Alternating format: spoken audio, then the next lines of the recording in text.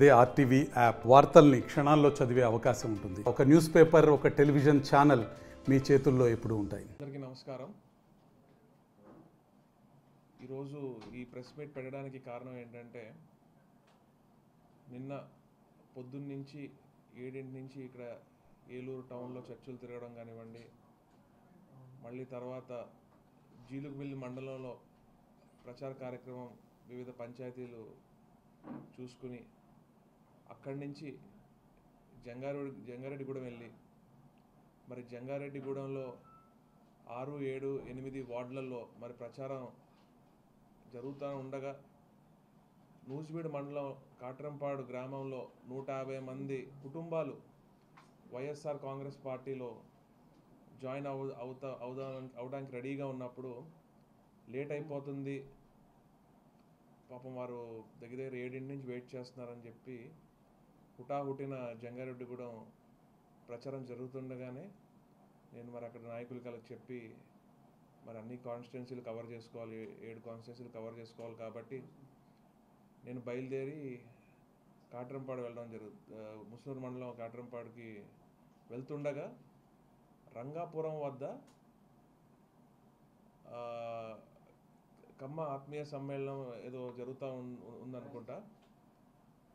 అయితే అక్కడ రంగాపురం రోడ్ దగ్గర వెళ్ళేసరికి వారు ర్యాలీ ఉంది, అంటే డీజే కుర్రాళ్ళు అందరూ ఉన్నారు. మనం దానికి దగ్గరికి వెళ్ళడం జరిగింది.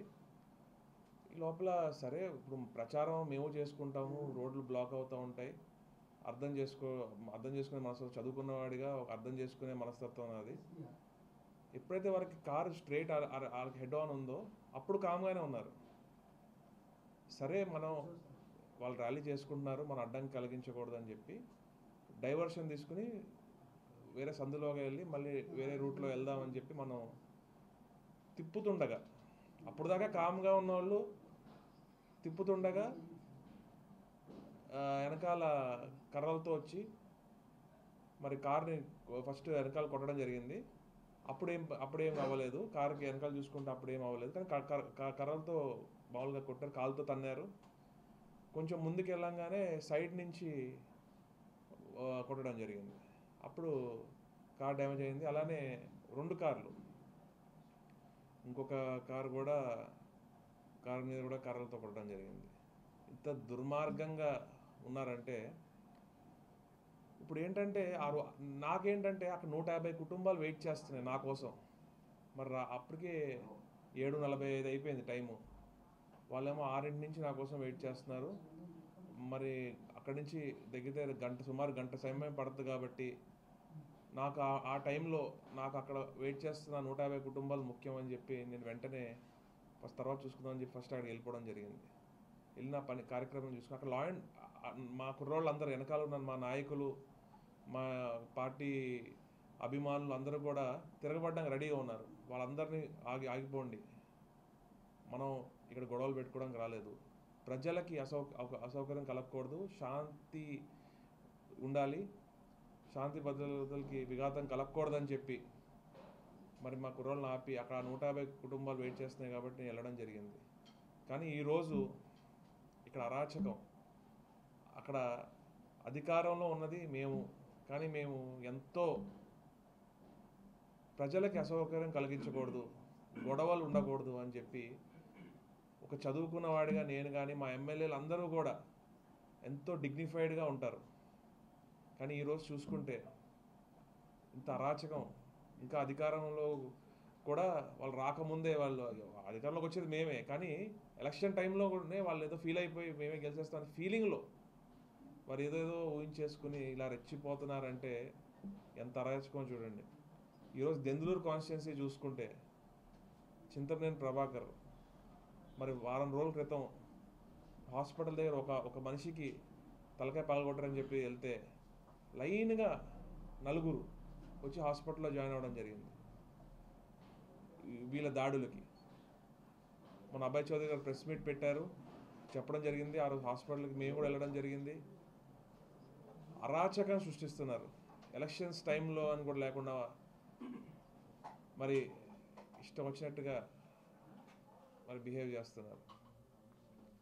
మరి అలానే ఈరోజు చూసుకుంటే మాకు ఒక్క నిమిషం పట్టదు తిరగబడ్డానికి. కానీ హుందాగా రాజకీయాలు చేయాలి, నీతి నిజాయితీతో రాజకీయాలు చేయాలి, ప్రజలకు అసౌకర్యం కలిగించకూడదు అని మా నాయకుడు జగన్మోహన్ రెడ్డి గారు ఏదైతే నమ్ముతారో ఆ సిద్ధాంతాన్ని మరి మేము పాటిస్తాం. కాబట్టి మరి మేము ఇలా ఉన్నాం.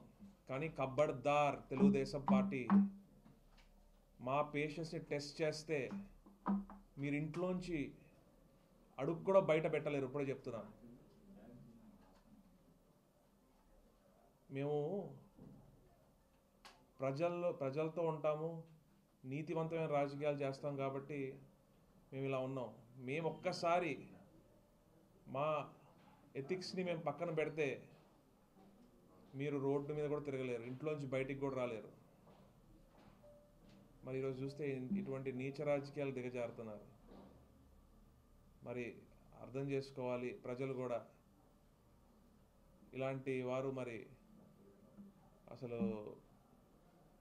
అంటే మనం కూడా ఎలక్షన్లో ఉన్నాము, మనం ఎలక్షన్ చేసుకుంటాము, మనం కూడా ర్యాలీలు చేసుకుంటాము. అర్థం చేసుకుని మనం వాళ్ళు ర్యాలీ చేసుకుంటున్నారు సరే అని చెప్పి మనం స్ట్రేట్ హెడ్ ఆన్ ఉన్నప్పటి వరకు కామ్గానే ఉన్నారు. సరే మనం ఇంకో డీరూట్ అయ్యి ఇంకో రూట్లో వెళ్ళిపోదాం అనే టైంకి ఇలా చేస్తున్నారంటే అసలు అది చాలా అత్యంత దారుణం. అసలు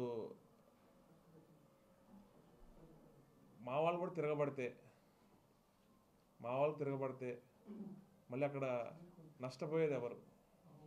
నాయకులుగా మేము బాగానే ఉంటాం, కానీ సామాన్యంగా నష్టపోతారు. ఒక చదువుకున్న వాడిగా, కామన్ సెన్స్తో ఆలోచించేవాడిగా ఆలోచించి ప్రజలు ఇబ్బంది పడకూడదనే ఒక విషయం వల్లే మనం ఇలా ఉన్నాం. కాబట్టి లేకపోతే అక్కడ నా కోసం అక్కడ 150 కుటుంబాలు మరి తెలుగుదేశం పార్టీని జాయిన్ అవ్వడానికి వెయిట్ చేస్తున్నారు. కాబట్టి మరి వెళ్ళాల్సి వచ్చింది.